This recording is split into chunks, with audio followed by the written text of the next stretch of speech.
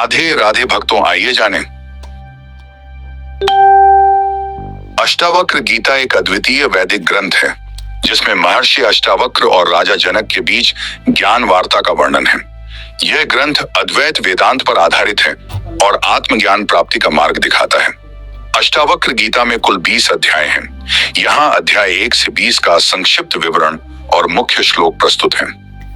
अध्याय 1, आत्मा के स्वरूप का बोध। राजा जनक महर्षि अष्टावक्र से पूछते हैं कि मोक्ष कैसे प्राप्त हो और आत्मज्ञान का सही मार्ग सही मार्ग क्या है। अष्टावक्र कहते हैं, मुक्ति में छसी चेतात विषयान विषवत्यज क्षमार्जवदयतोष सत्यम पीयूषवत पिब इतरा। यदि तुम मोक्ष चाहते हो तो विषयों को विष के समान त्याग दो और क्षमा, सरलता, करुणा, संतोष और सत्य को अमृत के समान पियो। राजा जनक ने महर्षि अष्टावक्र से पूछा, मुझे मोक्ष प्राप्ति का मार्ग बताइए और आत्मज्ञान कैसे प्राप्त करूं। अष्टावक्र ने उत्तर दिया, यदि तुम मोक्ष चाहते हो तो सबसे पहले विषयों को त्याग दो, क्योंकि ये विष के समान होते हैं। जैसे विष शरीर को नष्ट कर देता है, वैसे ही विषय आत्मा को बांधते हैं। इसके बजाय क्षमा, सरलता, करुणा, संतोष और सत्य को अपनाओ। इन गुणों को अमृत के समान ग्रहण करो। यह तुम्हारी आत्मा को शुद्ध करेंगे और मोक्ष की ओर मार्ग प्रशस्त करेंगे। राजा जनक ने अष्टावक्र के उपदेशों को समझा और उन्हें अपने जीवन में उतारने का संकल्प लिया, क्योंकि वह जान गए थे कि मोक्ष पाने के लिए विषयों का त्याग और आत्मा के सच्चे गुणों का पालन आवश्यक है। राजा जनक ने महर्षि अष्टावक्र के उपदेशों को गहरे मन से सुना और समझा कि मोक्ष प्राप्ति के लिए आत्मा की शुद्धता आवश्यक है। उन्होंने विषयों से दूर रहते हुए अपने जीवन में क्षमा, सरलता, करुणा, संतोष और सत्य को प्राथमिकता देना शुरू किया। राजा जनक ने ध्यान और आत्मचिंतन के माध्यम से अपनी आत्मा के असली स्वरूप को पहचाना। उन्होंने अपने भीतर के अहंकार और सांसारिक इच्छाओं को त्याग दिया और धीरे धीरे अपने मन को शांत और स्थिर किया। इस प्रक्रिया में राजा जनक ने यह अनुभव किया कि जब वह किसी बाहरी वस्तु या व्यक्ति से बंधे नहीं रहते तो उनकी आत्मा पूरी तरह से स्वतंत्र और आनंदित होती है। उनके जीवन में एक अद्भुत परिवर्तन हुआ। पहले वह राजसी ठाट बाट और सांसारिक सुख साधनों में उलझे रहते थे, लेकिन अब उन्होंने उन्हें परम शांति और आत्मज्ञान की ओर मार्गदर्शन करने वाले साधनों के रूप में देखा। राजा जनक का जीवन अब एक साधक का जीवन बन चुका था, जिसमें संसार से कोई मोह नहीं था। उन्होंने आत्मा के परम स्वरूप का अनुभव किया, जो अनंत, शुद्ध और निर्विकार है। अष्टावक्र के उपदेशों को आत्मसात करते हुए राजा जनक ने यह जाना कि मोक्ष किसी बाहरी शक्ति से नहीं मिलता, बल्कि यह हमारे भीतर ही छिपा है। जब हम अपने भीतर की शांति, सत्य और प्रेम को पहचानते हैं, तब हम इस संसार के बंधनों से मुक्त हो जाते हैं। राजा जनक की यह यात्रा दर्शाती है कि मोक्ष प्राप्ति एक निरंतर प्रक्रिया है, जिसमें हमें अपने भीतर के अवयवों को शुद्ध करने की आवश्यकता होती है। यही है अष्टावक्र गीता का वास्तविक संदेश। आत्मज्ञान के माध्यम से हम अपनी असली शांति और स्वतंत्रता को प्राप्त कर सकते हैं। राजा जनक ने महर्षि अष्टावक्र के उपदेशों के साथ साथ अपने जीवन में एक गहरी आत्मनगरी की शुरुआत की। उन्होंने शारीरिक, मानसिक और आत्मिक साधना के द्वारा संसार के हर बंधन को पार करने की प्रक्रिया को समझा। राजा जनक के जीवन में बड़ा परिवर्तन हुआ। पहले जहां वह भोग, यश और संसारिक सुखों में तल्लीन रहते थे, अब उन्हें इन सभी चीजों से कोई लगाव नहीं था। उन्होंने देखा कि इन विषयों से मुक्ति पाना ही वास्तविक सुख है, और यह सुख बाहरी चीजों से नहीं बल्कि आत्मा के अंदर छिपी शांति और प्रेम से प्राप्त होता है। उन्होंने खुद को अपने भीतर के सत्य से जोड़ा और जीवन को एक साधना का रूप दिया। अब जनक का जीवन दूसरों के लिए एक आदर्श बन गया। वे न केवल एक राजा बल्कि एक संत भी बन गए थे, जिन्होंने सांसारिक मोह और द्वैत को पार किया। उनका दिल करुणा और प्रेम से भरा हुआ था। वे हमेशा दूसरों की भलाई के लिए काम करते थे, बिना कहने से बिना किसी व्यक्तिगत स्वार्थ के। राजा जनक की यह यात्रा केवल व्यक्तिगत मोक्ष की नहीं थी, बल्कि समाज में भी शांति और सद्भावना फैलाने का मार्गदर्शन करने वाली थी। उन्होंने यह सिद्ध कर दिया कि भौतिक वस्तुओं और इच्छाओं के बीच खो जाने के बजाय ये चीज है ना, यदि हम आत्मा की सच्चाई को पहचानते हैं, तो हम न केवल स्वयं को बल्कि समग्र संसार को भी शांति और आनंद प्रदान कर सकते हैं। अष्टावक्र की शिक्षाएं इस प्रकार राजा जनक के जीवन में प्रकट हुई और उन्होंने उसे अपने आंतरिक अवाहित अनुभव से सजीव किया। यह न केवल राजा जनक के लिए बल्कि समग्र मानवता के लिए एक अमूल्य संदेश बन गया कि मोक्ष का मार्ग केवल आत्मज्ञान के माध्यम से ही संभव है और आत्मा का सच्चा स्वरूप पाना ही जीवन का सर्वोत्तम उद्देश्य है। राजा जनक ने यह समझ लिया कि सच्ची मुक्ति आत्मा के परम सत्य को जानने में ही है और यही आत्मज्ञान हमें वास्तविक शांति और आनंद की ओर मार्गदर्शन करता है। यही संदेश आज भी हमें अष्टावक्र गीता से मिलता है, जो हमें यह बताता है कि आत्मा की शांति और मुक्तिदायिनी शक्ति हमारे भीतर ही है। अध्याय 2, आत्मा की शुद्धता। अष्टावक्र राजा जनक को बताते हैं कि आत्मा शुद्ध, निष्कलंक और निर्लेप है। वह देह, मन और बुद्धि से परे है। त्वंच देहो न ते देहो भोक्ता करता न वा भवान चिद्रूपोसी सदा साक्षी निरपेक्ष सुखम चर सुवनम तुम शरीर नहीं हो, न ही शरीर तुम्हारा है। तुम आत्मा हो, सदा साक्षी, स्वतंत्र और आनंद स्वरूप। अध्याय 3, आत्मा का आनंद स्वरूप। जनक आत्मा के आनंद का अनुभव करते हैं और कहते हैं, आकाशवतनं तो हम घटवत पृथिवम जगत इति ज्ञानम तथा कर्तव्यम कथम कस्य च विद्यते। मैं आकाश के समान अनंत हूँ और यह संसार घड़े की भांति पृथ्वी में है। यह जानकर मुझे क्या करना है और किससे करना है। अध्याय 4, आत्मा का स्वरूप और उसकी स्थिरता। महर्षि अष्टावक्र कहते हैं कि आत्मा सदा स्थिर, अपरिवर्तनीय और साक्षी स्वरूप है। एक एवं अत्यंतम जगदंशो न कश्चन मद भिन्नम न ततो युक्तम कर्तव्यम यदि किंचन साइर्याथाद्यहम। मैं केवल एक हूँ और यह संपूर्ण जगत मेरी ही अभिव्यक्ति है। मुझसे भिन्न कुछ भी नहीं है, इसलिए मेरे लिए कुछ भी करना आवश्यक नहीं है। अध्याय 5, आत्मज्ञानी की स्थिति। अष्टावक्र आत्मज्ञानी की स्थिति का वर्णन करते हैं। वह कहते हैं कि आत्मज्ञानी व्यक्ति संसार के सभी बंधनों से मुक्त होता है। न मे बंधो न मोक्षो व भ्रांति शांता निराश्रया अहो स्वरूपम परमम शांतम जो ज्योतिर्निर्मलम। मेरे लिए न बंधन है न मोक्ष, भ्रम समाप्त हो गया है। मेरा स्वरूप शांत, प्रकाशमय और शुद्ध है। अध्याय 6, आत्मज्ञानी का जीवन। महर्षि अष्टावक्र बताते हैं कि आत्मज्ञानी का जीवन सहज और स्वाभाविक होता है। वह सभी द्वंद्वों से परे होता है। कृतं कृत्यम अहम तात प्राप्तम प्राप्यम सुखम स्थिरम नैव किंचित करोमीति न त्यजामि न गृह्णामि च तुप्सिमम। मैंने सब कुछ पा लिया है, अब कुछ भी प्राप्त करने की आवश्यकता नहीं है। न मैं कुछ करता हूँ, न कुछ छोड़ता हूँ, न कुछ ग्रहण करता हूँ। अध्याय 7, आत्मा और ब्रह्म का अभेद। अष्टावक्र कहते हैं कि आत्मा और ब्रह्म एक ही हैं। यह संसार मात्र माया है। मयि अनंत महाम बोधो विश्वपोत इवाहित उदय तु वास्तमाया तु न में वृद्धिर्न चक्षते। इस अनंत महासागर रूपी मुझ में यह जगत नौका के समान है। इसका उदय और विलय मेरे लिए न लाभकारी है न हानिकर। अध्याय 8, साक्षी भाव। महर्षि अष्टावक्र सिखाते हैं कि साक्षी भाव अपनाकर व्यक्ति मोक्ष प्राप्त कर सकता है। प्रकृत्या शून्य चित्तो यह प्रीतः शांतः निराश्रय तम भूतानि शमायन्ते जिरम धीमंत माकुलम मवई पसक्ति।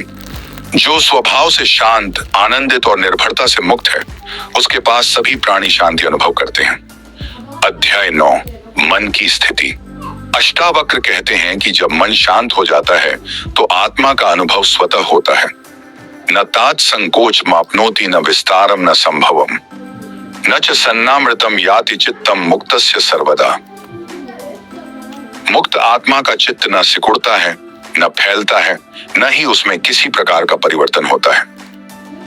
अध्याय 10, आनंदमय स्थिति। जनक आत्मा के आनंद का अनुभव करते हुए कहते हैं, आनंदो हम आनंदम ब्रह्म निर्भरम सर्वम आत्मा निराकारम पूर्णम ब्रह्म निरामयम। आनंद स्वरूप हूँ, अनंत हूँ। ब्रह्म जो पूर्ण और शुद्ध है, वही मेरा स्वरूप है। यहाँ अष्टावक्र गीता के अध्याय 11 से 20 का संक्षिप्त विवरण और प्रमुख श्लोक दिए गए हैं। अध्याय 11, निर्लेपता का बोध। महर्षि अष्टावक्र बताते हैं कि आत्मज्ञानी व्यक्ति निर्लेप होता है, जैसे कमल जल में होते हुए भी उससे प्रभावित नहीं होता। आकाशवत् स्वच्छ जलम मुक्तो हम नित्य एव च इत्येव निश्चितम येन कथम विषय स्पृहेत। कोई यह जान लेता है कि मैं आकाश और जल के समान स्वच्छ और सदा मुक्त हूँ, वह कैसे विषयों की ओर आकर्षित हो सकता है। अध्याय 12 संसार की निरर्थकता। अष्टावक्र राजा जनक को बताते हैं कि संसार का मोह छोड़ना ही सच्चा ज्ञान है। संसार में हर वस्तु अस्थिर और माया है। माया मात्र माख्याति जगदात्मा महेश्वर तत्रैव तिष्ठति स्वच्छो मुक्तो सौ सुख मेधते। इस संसार को माया समझकर आत्मा को जानने वाला व्यक्ति मुक्त हो जाता है और परम सुख का अनुभव करता है। अध्याय 13 आत्मा का स्वरूप। यह अध्याय आत्मा की अपार शक्ति और उसके अनंत स्वरूप का वर्णन करता है। अहंकर्ता न वा कर्ता न सन्यासी न योगभृत सदा मुक्त स्वभावोहम सर्वत्र निरपाश्रय न मुनन। मैं न करता हूँ न अकर्मा, न सन्यासी हूँ न योगी, मैं सदा मुक्त हूँ और सब जगह स्वतंत्र हूँ। अध्याय 14 मुक्त आत्मा का अनुभव। जनक अपने अनुभव को व्यक्त करते हैं कि मुक्त आत्मा सब कुछ में समाहित है। शुद्धम बुद्धम स्वयं प्राप्तम शांतम ज्योति स्वभावतः मुक्तम द्वैत विनिर्मुक्तम नित्यम प्रमुदितम ध्रुवम। आत्मा शुद्ध प्रकाशमय शांत और स्वतः उपलब्ध है। यह सदा आनंदित और अद्वैत स्वरूप है। अध्याय 15 स्वाभाविक मुक्ति। अष्टावक्र बताते हैं कि मुक्ति प्रयास से नहीं बल्कि स्वाभाविक है। आत्मा को जानने के बाद कुछ भी पाना शेष नहीं रहता। न किंचित कर्तव्यमस्ति मुक्तस्योदरवर्तिनः न वा कर्तव्यम त्यक्तव्यम शुद्धस्योदरवर्तिनः। मुक्त आत्मा के लिए न कुछ करना शेष है न कुछ छोड़ना, वह सदा शुद्ध और पूर्ण है। अध्याय 16 आत्मा का आनंद स्वरूप। जनक कहते हैं कि आत्मा का स्वरूप आनंदमय है और यह सभी अनुभवों से परे है। आत्मा निरंजनो नित्य शुद्धो हम प्रत्यगात्मनि नैव शोकम स्पृशामि न वेदनाम न मे द्विधा। मैं आत्मा हूँ जो शुद्ध नित्य और निर्विकार है, मुझे शोक पीड़ा या द्वैत नहीं छू सकते। अध्याय 17 सहजता का महत्व। अष्टावक्र समझाते हैं कि आत्मज्ञानी व्यक्ति सहज सरल और प्रयासहीन जीवन जीता है। प्रारब्धाय समर्प्येदम स्वच्छंदम भव मुक्ततः न किंचिद वांछसि त्वं चेत किंचनिह श्रेयसात्मना। जो व्यक्ति मुक्त है वह प्रारब्ध को स्वीकार कर सहज जीवन जीता है, वह कुछ भी नहीं चाहता। अध्याय 18 पूर्णता की अनुभूति। जनक कहते हैं कि आत्मा पूर्ण है और उसमें कोई कमी नहीं। नित्यम ब्रह्मानंद रूपम आत्मानम शुद्धम अव्ययम सर्वत्रैकम उपासीनः पूर्ण स्याद्यति सर्वदा। आत्मा सदा आनंदमय शुद्ध और अविनाशी है, यह सर्वत्र एक ही रूप में विद्यमान है। अध्याय 19 ध्यान और समाधि। अष्टावक्र बताते हैं कि सच्चा ध्यान वही है जिसमें आत्मा के अतिरिक्त कुछ भी न हो। ध्यानम निर्विषयम शांतम स्वभावम सत्यम ईश्वरम निर्मलम निर्विकारम च ब्रह्मानंद स्वरूपकम। ध्यान वह है जो विषयों से परे, शांत, सत्य स्वरूप, निर्मल और आनंदमय हो। अध्याय 20 अद्वैत और मोक्ष। अष्टावक्र गीता का समापन अद्वैत और मोक्ष की व्याख्या से होता है। अद्वैतम भावनन नास्ति न चैतद्विस्तरम तथा स्वभाव शांतम मात्रम तत्सत्यम मोक्ष लक्षणम कुसी। अद्वैत में कोई भिन्नता नहीं है, इसका स्वरूप मात्र शांति है और यही मोक्ष का लक्षण है। अष्टावक्र गीता का निष्कर्ष। अष्टावक्र गीता अद्वैत वेदांत का ऐसा अद्भुत ग्रंथ है जो व्यक्ति को आत्मा और ब्रह्म की अभिन्नता का बोध कराकर उसे सभी बंधनों से मुक्त करता है। इसके अनुसार आत्मा सदा शुद्ध, शाश्वत और आनंदमय है। मोक्ष का अर्थ है इस सत्य को जानकर द्वैत संसार से परे हो जाना। यह ग्रंथ हमें सिखाता है कि मोक्ष कहीं बाहर नहीं बल्कि हमारे भीतर है। इसे अनुभव करना ही सच्चा आत्मज्ञान है। अष्टावक्र गीता आत्मज्ञान प्राप्ति के मार्ग का स्पष्ट और सरल विवरण देती है। यह बताती है कि व्यक्ति को अपने सच्चे स्वरूप को पहचानना चाहिए और संसार के मोह और बंधनों से मुक्त होकर ब्रह्मानंद का अनुभव करना चाहिए।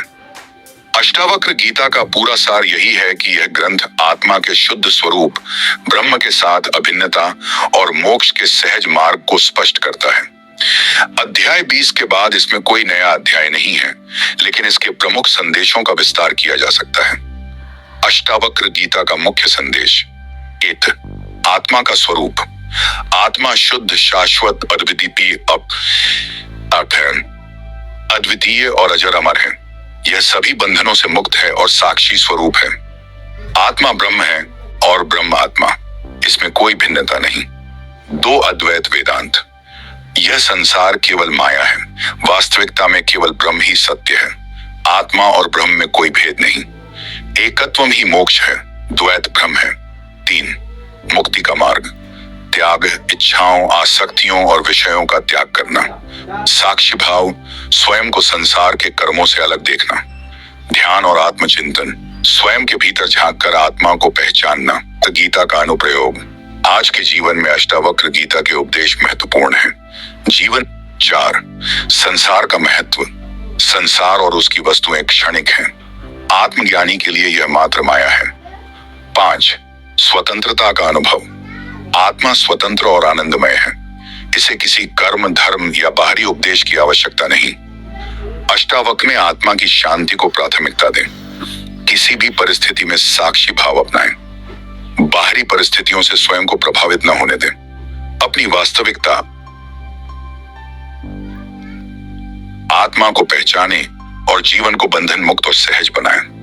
अष्टावक्र गीता का यह ज्ञान हर समय और हर स्थिति में प्रासंगिक है। यह व्यक्ति को आत्मा के सत्य को पहचानने और स्थायी शांति प्राप्त करने की राह दिखाता है। यह गीता हमें सिखाती है कि मुक्ति कहीं बाहर नहीं, बल्कि हमारे भीतर है।